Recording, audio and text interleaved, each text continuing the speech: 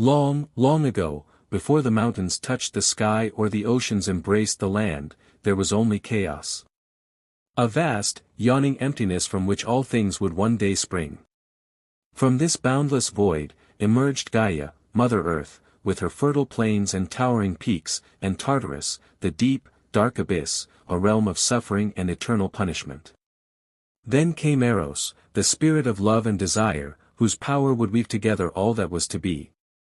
Gaia, in her solitude, brought forth Uranus, the starry heavens, who stretched himself over her, a celestial embrace. From their union, the first true beings, the mighty Titans, were born.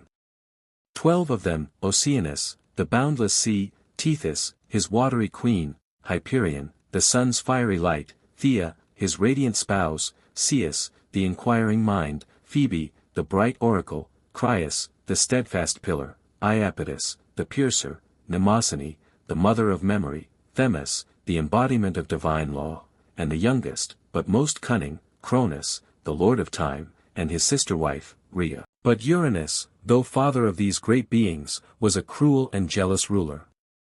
He feared the power of his children and, as each was born, he thrust them back into the dark depths of Gaia's womb, into Tartarus itself.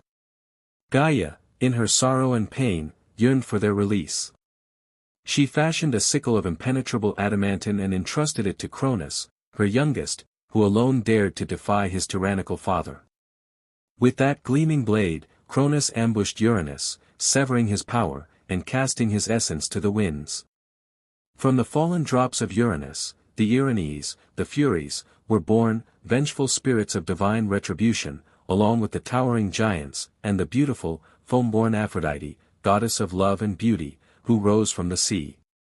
With Uranus overthrown, Cronus became the undisputed ruler of the cosmos, taking his sister Rhea as his queen.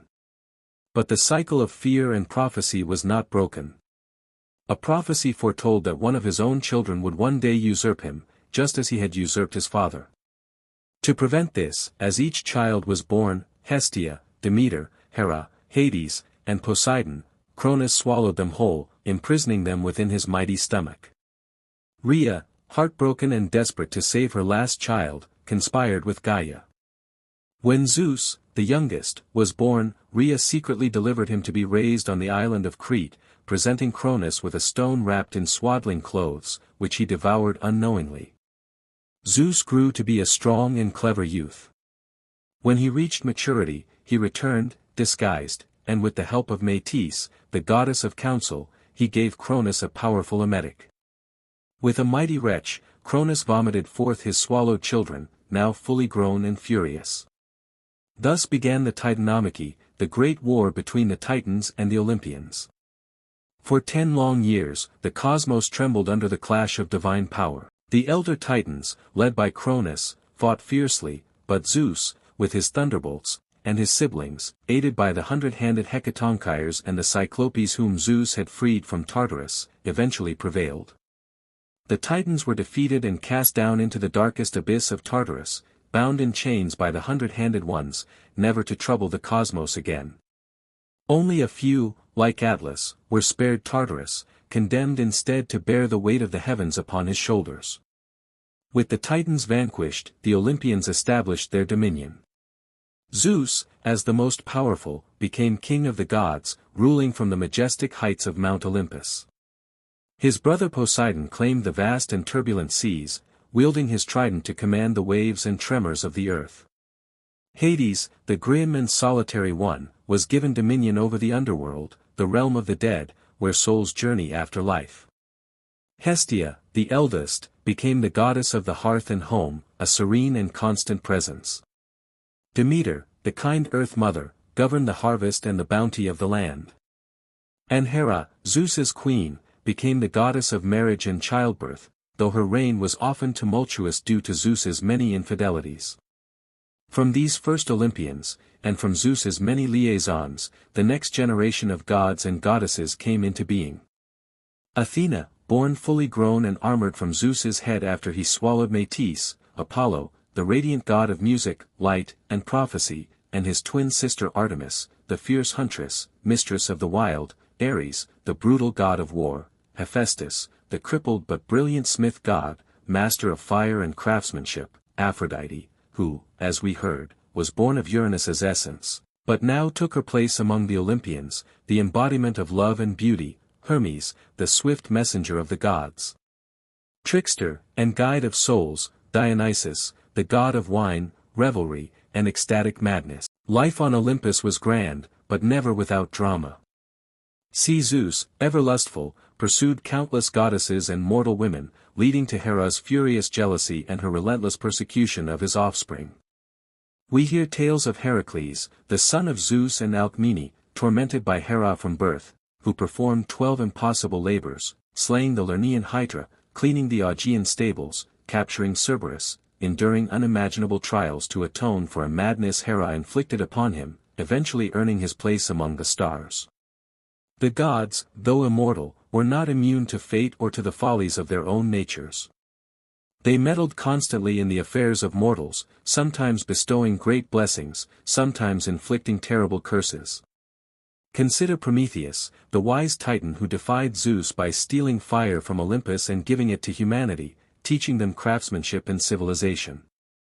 For this act of compassion, Zeus punished him terribly, chaining him to a mountain where an eagle would daily devour his regenerating liver, until Heracles eventually freed him. The world of mortals, too, was a stage for epic deeds and profound tragedies.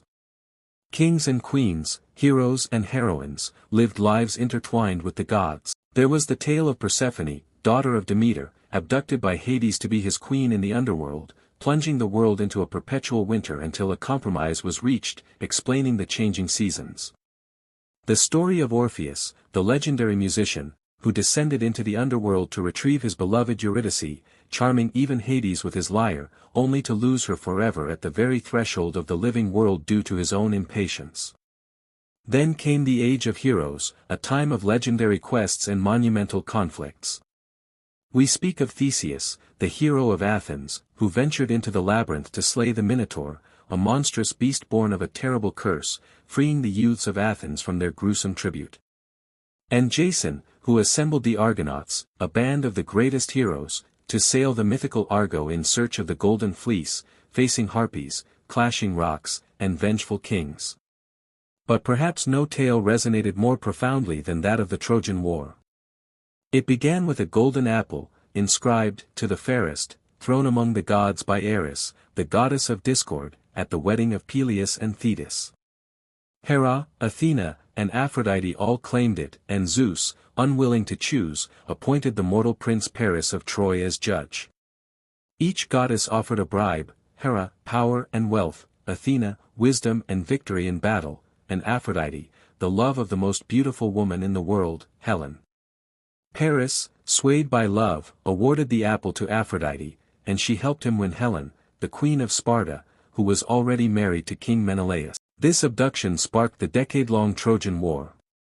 1,000 ships, led by the greatest heroes of Greece, the mighty Achilles, swift and almost invincible, the cunning Odysseus, king of Ithaca, the wise Nestor, the powerful Ajax, sailed to Troy to reclaim Helen and avenge Menelaus's honor.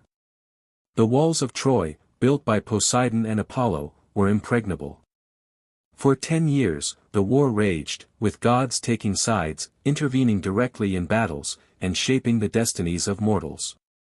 Ares reveled in the bloodshed, while Athena guided the strategies of the Greeks. Many heroes fell on both sides. Hector, the noblest prince of Troy, was slain by Achilles in a duel of epic proportions, only for Achilles himself to fall to an arrow guided by Apollo, striking his vulnerable heel. Finally, after years of stalemate, Odysseus, the master strategist, conceived of the Trojan horse. The Greeks feigned retreat, leaving behind a giant wooden horse as an offering. The Trojans, believing it a gift, dragged it into their city, unaware that Greek warriors were hidden within. That night, the Greeks emerged, opened the city gates, and Troy was sacked and burned, bringing the glorious age of heroes to a tragic, fiery end. The aftermath was no less harrowing. The returning Greek heroes faced perilous journeys and further divine wrath. Odysseus, for instance, endured a decade of incredible hardships, battling the Cyclops Polyphemus, resisting the allure of the Sirens, navigating the treacherous straits of Scylla and Charybdis, enduring the enchantments of Circe, and finally returning to Ithaca to reclaim his kingdom from avaricious suitors, his faithful wife Penelope having waited for him all those long years. As the great heroes faded, the influence of the gods continued, though perhaps less overtly. Their stories became the foundation of human understanding, shaping beliefs about destiny, justice, and the eternal struggles within the human heart. The Olympian gods, with their passions, their flaws, and their immense powers, remained a constant presence in the minds of men and women, guiding them, inspiring them, and sometimes, terrifying them. And so, from chaos, to the rise of the Titans, their overthrow by the Olympians, and the subsequent age of heroes and the great wars, the threads of Greek mythology weave a tapestry of creation, power, love, betrayal, sacrifice, and the enduring human spirit. These are not merely ancient tales, but echoes of truths that continue to resonate, reminding us of the forces that shape our world, the complexities of power, and the timeless drama of being. The stars above, the earth beneath, the seas around us, all carry whispers of these ancient gods and heroes, a saga that continues to unfold in the heart of humanity, forever.